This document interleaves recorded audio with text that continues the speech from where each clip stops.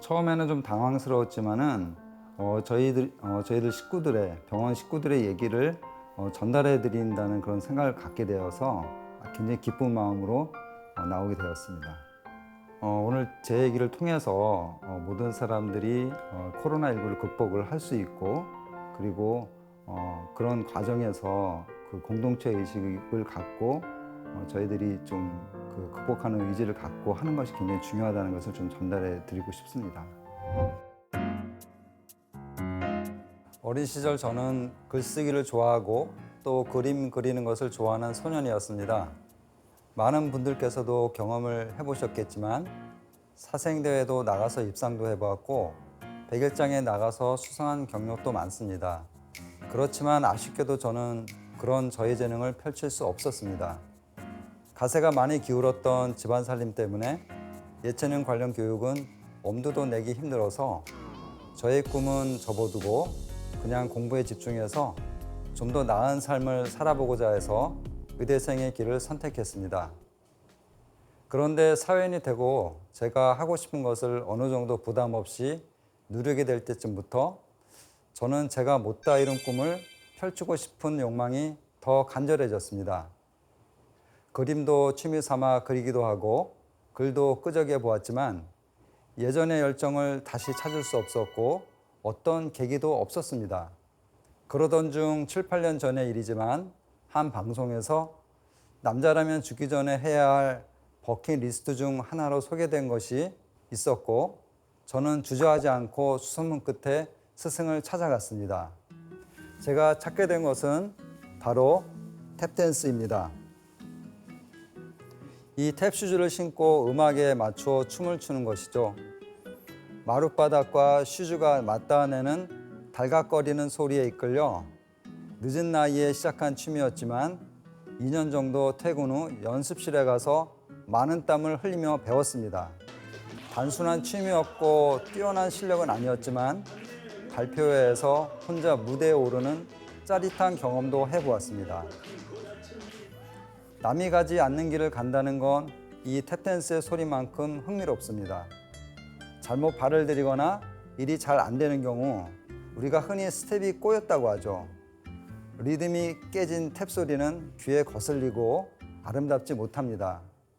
제가 탭댄스에 빠진 가장 큰 이유는 이걸 할 때는 모든 잡념이 사라지기 때문입니다. 저희 업무 특성상 정신적인 스트레스나 피로도가 높은 편인데요.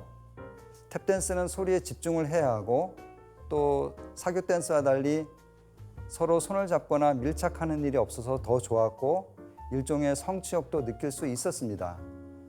보통 춤이라고 하면 사교 댄스나 발레 또 요즘 MZ세대를 휩쓴 스트릿 댄스를 생각할 수 있을 텐데요.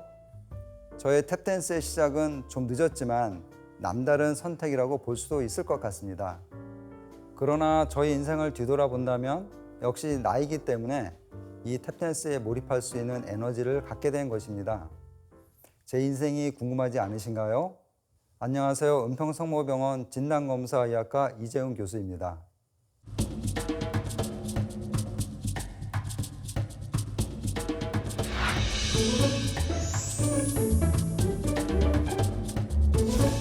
제가 가톨릭 병원에서만 보낸 시간을 전공의 시절부터 따지면 내년이면 벌써 30년째 근무를 해오고 있습니다. 하지만 학사는 가톨릭대에서 하지 않았고 대학원 석박사 과정만 가톨릭대에서 했습니다. 그래서 항상 따라다니는 것은 타교 출신이다라는 것입니다. 우리나라 의료계뿐만 아니라 어느 분야에서건 간에 학연 지연은 사회생활에 큰 영향을 미치는데요. 저는 운이 좋게도 모교에서 가톨릭대 출신 신경외과 교수님의 소개로 가톨릭 병원에 입성할 수 있었습니다. 전공을 정하기 전에 다른 사람들이 잘 안 하는 걸 선택하면 좋지 않을까 하는 단순한 생각이 있었고 지금 생각하면 순진한 면도 있었습니다. 지금은 진단검사의학과라는 과명칭을 쓰지만 이전에는 임상병리과였고 1년에 배출되는 전문의 수가 20-30명 수준이었습니다. 남들이 무슨 일을 하는지 물으면 그냥 피검사 같은 거 해요 라고 대답하기도 했습니다. 막연하지만 앞으로 희소성이 있을 것이다 라는 예상 정도는 할 수 있었습니다. 하지만 제가 생각했던 의사생활과는 조금 달라서 처음에는 적응이 어렵기도 했습니다. 직접 환자의 주치의가 되어 치료에 참여하는 것이 아니라 대부분 시간을 검사실 내에서 검사 결과 판독에 집중하다 보니 별로 알아주는 사람도 없고 반복되는 업무에 회의감도 들기도 했습니다. 어려운 과정도 많았지만 배운다는 자세로 이겨냈고 교수가 되어 지금 이 자리에 서 있습니다. 미운 오리 새끼. 어렸을 적 읽었던 동화 속의 이야기지만 저한테 비춰 생각해 보면 출신 대학도 다르고 자란 환경도 다르지만 저를 받아주고 품어서 키워준 가톨릭 기관에 감사를 드리고 또한 저를 식구처럼 대해주신 선배 교수님들께 이 자리를 빌려 감사의 말씀을 드립니다. 그것에 조금이라도 보답하기 위해서 저 자신을 마치 미운 오리 새끼처럼 생각하고 우아하게 비상하기 위한 날개짓을 언젠가 해야 한다는 생각으로 지내온 것 같습니다. 특히 병원에서 저희 도움이 필요한 경우에는 제 능력이 좀 모자라더라도 일단 받아들인다는 생각으로 일하고 있습니다. 진단검사약 분야는 여러 개로 나뉘어 있는데요. 저는 임상화학을 전공으로 하고 있지만 병원의 감염관리 의사 역할을 해야 한다고 하면 받아들이고 병원 인증평가가 또 매우 중요한데 관련된 조사위원 활동도 하고 있습니다. 뿐만 아니라 현재 저는 병원의 홍보실장 업무도 맡고 있는데 이게 해보지 않은 분야라서 아직도 힘들지만 훌륭한 홍보팀원들 덕분에 그럭저럭 해나가고 있습니다. 개원 초기 은평성모병원이 잘 알려지지도 않아서 고민하다가 한번 대외적으로 알려볼 겸 또한 새로운 정책을 발굴해서 학회 운영도 해볼까 생각한 끝에 작년에 학회 이사장에도 도전해 보았습니다. 안타깝게도 목표에 이르지는 못했으나 저는 절대 실패로 보지 않습니다. 이제 학회에서 저희 병원을 모르는 분이 없고 그 연유로 해서 현재 대한임상학회 회장직을 맡고 있습니다. 어떤 이들은 업무 이외의 일이 많으니까 힘들지 않느냐고도 묻는데요. 저의 진가를 발휘할 수 있게 날개를 펼칠 수 있게 도와준 곳이기 때문에 기쁜 마음으로 일하고 있습니다. 그리고 제가 태생부터 몸이 좀 부실한 편이었고 6년 전쯤 심장 부정맥이 있었지만 치료를 잘 받아 지금은 정상 이상의 생활을 가능한 만큼 치유의 은총을 받은 곳이기 때문에 하느님께 항상 감사하는 마음으로 일하고 있습니다.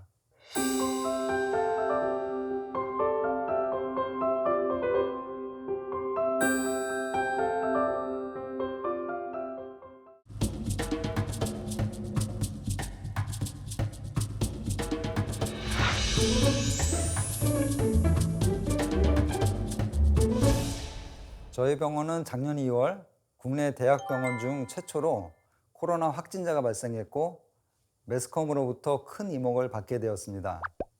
그 당시 실시간 검색 순위 1위였으니까요. 병원이 개원한 지 1년도 안 되었고 서울시 코로나 대응팀이 병원 상황실에 포진해서 병원 전체 감염관리 시스템을 진두지휘하는 상황이 벌어졌습니다. 누구를 원망할 수도 없고 탓할 수도 없는 재난에 저희 의료진이 할 수 있는 일은 최선을 다해서 위기를 극복하는 것뿐이었습니다.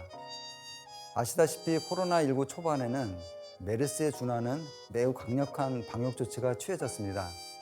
저희 병원도 2주간은 외래와 응급실이 폐쇄되었고 서울시의 지침에 따른 매뉴얼대로 할 수밖에 없었습니다. 정말 말이 병원이지 감옥과 같은 하루하루를 보낼 수밖에 없었고 추가 감염자 발생이 없으면서 모든 직원들이 PCR 검사를 해서 음성을 확인한 다음에 풀려날 수 있었습니다.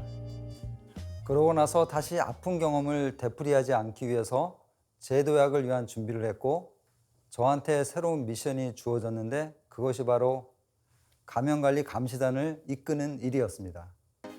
병원 곳곳을 팀을 짜서 다녔고 감염관리에 취약한 곳을 매일 확인하고 보고하고 개선할 수 있도록 요청을 드리는 역할을 맡았고 활동 내용을 정리해서 발표하였는데 발표 앞부분에 항상 코로나 관련 지식을 전달해 드렸습니다. 매번 다른 주제어를 찾아야 했고 관련된 문헌을 뒤져서 정리를 해야 했습니다. 어떤 분들은 어떻게 그런 주제어를 찾을 수 있느냐고 물을 때 저는 이렇게 얘기합니다. 병원에서 매일 아침에 직원 식구들과 기도 시간을 갖는데 그때 그런 것이 저도 모르게 떠오른다고 말이죠. 병원의 모든 직원들이 정말 많은 고생을 했습니다. 특히 코로나19 발생 시 발빠르게 대처할 수 있는 저희 병원만의 독창적인 시스템을 구축했고 여러 언론에 보도됐으며 WHO 웹 세미나에 소개되기도 했습니다. 대표적인 것이 앞에서 말씀드렸던 감염관리 감시단 외에 코드 애플이 있습니다. 병원에서 응급 상황이 발생할 때 코드명을 방송하게 되는데 만약 코로나 의심 환자가 생기면 코드 애플을 발동하게 되고 방역을 철저히 해서 안전한 병원을 유지할 수 있도록 했습니다. 즉, 감시단은 예방적 차원에서 하는 활동이고 코드 애플은 현장에서 대비하는 활동이기 때문에 저희 병원이 완벽에 가까운 방역 시스템을 갖추는 데 커다란 역할을 했다고 볼 수 있습니다. 앞에서 말씀드린 탭댄스처럼 감시단 활동도 낯설고 처음 시도하는 일이었습니다. 그렇지만 그것을 통해서 저뿐만 아니라 모든 팀원들이 한 목소리로 말하는 것이 있습니다. 바로 직장을 더 사랑하게 되었고 동료 직원들의 소중함을 다시 느꼈다는 것입니다. 제가 30년 가까이 병원에서 일을 했지만 가장 보람을 느끼고 가장 큰 결실을 맺은 일은 감염관리 감시단 활동이었다고 자신 있게 말씀드릴 수 있습니다. 특히 감염관리 감시단 팀원들은 여러 분야의 전문가들로 이루어져 있는 다학제 팀이었고 개인의 강점을 최대한 발휘할 수 있도록 방향 설정을 했고 코로나 상황에 맞추어 나갔습니다. 또한 감염관리 코디네이터를 만들어 병원 전체의 감염관리를 자발적으로 참여할 수 있게 했고요. 병실을 다니면서 직원들뿐만 아니라 환자와 보호자들도 마스크를 착용하도록 교육하고 지도했습니다. 모든 활동 내용은 학술지에 발표를 했고 활동집을 만들어 책으로 내기도 했습니다. 그 과정은 팀원들의 노력의 결과였고 사람이 중요하다는 것을 느끼게 해주는 일이었으며 공동체 의식을 가지면 어떤 위기도 극복할 수 있다는 자신감을 갖게 된 것이 무엇보다 큰 보람이라고 생각합니다.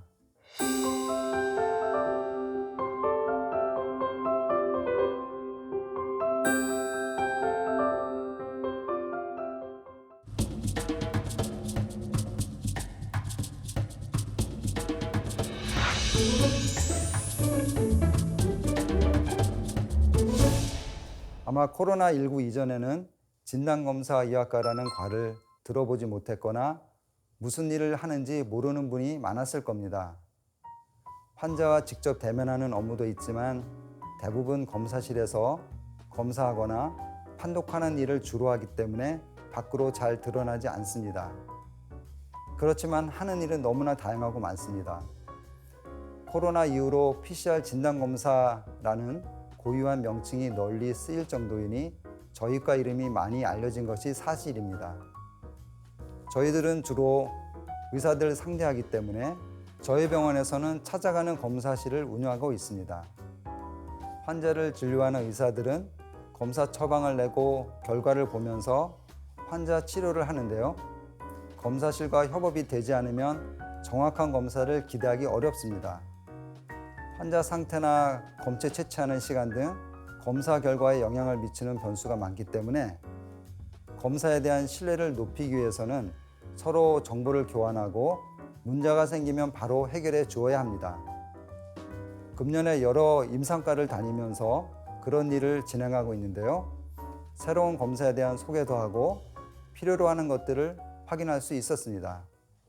저는 일을 하면서 매년 저희 에너지를 어떻게 사용할지 맵을 그려보는데요. 병원 내에서 하는 일, 또 외부에서 하는 일의 순서도나 집중도를 대략적으로 파악할 수 있습니다.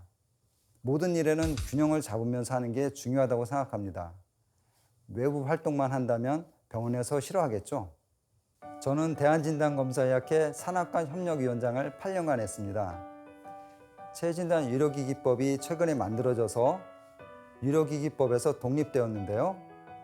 체진단하면 좀 생소할지 모르지만 대부분 환자 검체를 받아서 검사하기 때문에 우리 몸 바깥이라는 체외라는 용어를 사용합니다. 식약처와 제조사 그리고 대학의 노력으로 코로나 이후에 국내 제품이 빨리 허가가 되고 출시된 덕분에 수출을 많이 하게 되었습니다. 그동안 체외진단 의료기기법 제정에 기여했고 식약처와 같이 긴급 사용에 대한 승인을 협력하였으며 제조사의 임상시험을 잘 해줘서 국가에 대한 공정을 인정받아 가문의 영광인 대통령 표창을 받았습니다. 요즘 약국에서 흔히 볼 수 있는 코로나19 자가검사 키트 중 국내 최초로 식약처 승인을 받은 제품을 보면 가슴 뿌듯함을 느끼게 됩니다. 검사 용도에 따라 적절하게 사용되고 PCR 검사가 어려운 경우에 유용할 것이고 검사에 대한 전략도 변경해야 할 필요성도 있습니다. 저와 함께 연구를 진행한 연구원, 제품 개발에 혼신을 다한 제조사, 빠른 허가를 내준 식약처 체외진단 의료기기과 담당자 분들께 이 자리를 빌려 다시 한번 감사드린다는 얘기를 드리고 싶습니다.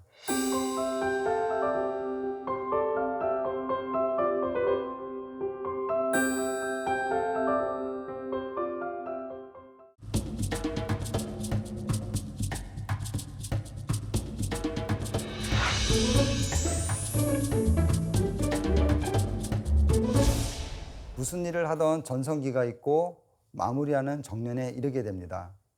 나이 먹으면 일이 더 쉬워지고 양이 줄어야 하는데 저도 그렇지 못한 것 같습니다. 서비스업 특성상 환자의 요구도는 많아지고 대응을 할 만한 인력은 상대적으로 적게 느껴집니다. 저도 65세 정년까지 8년이 남았으니 지금까지의 경험을 살려 무엇을 할지 많은 생각을 하게 됩니다. 보통 부모님을 보면 자식의 평균 수명이 대략 예측 가능하다고 하는데요. 저희 부모님은 현재 정정하시지만 부모님 세대는 대부분 일찍 일을 끝냈고 자식들의 부양을 받게 됩니다.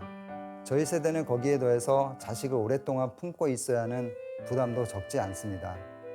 결국 어떤 일이든 건강이 허락될 때까지 계속했으면 하고 지금까지 해오던 종류의 일을 할 가능성이 큰 것 같습니다. 코로나 이후에 어떤 감염병이 다시 인류에 도전할지 예측하기 어렵지만 일단 병원 내 감염병 검사센터 같은 것을 만들어서 사람과 동물 간 전파되는 감염원, 즉 인수 공통 감염에 대한 임상 연구와 제품화 사업 등을 하고 싶습니다. 그러기 위해서는 의학과 수의학을 하는 분들의 협업이 더 필요하고 이미 제조업 분야에서는 그러한 관계가 넓혀지고 있습니다. 그것이 장차 큰 사업으로 운이 좋아 성공한다면 기관의 발전에 보탬을 드리고자 합니다.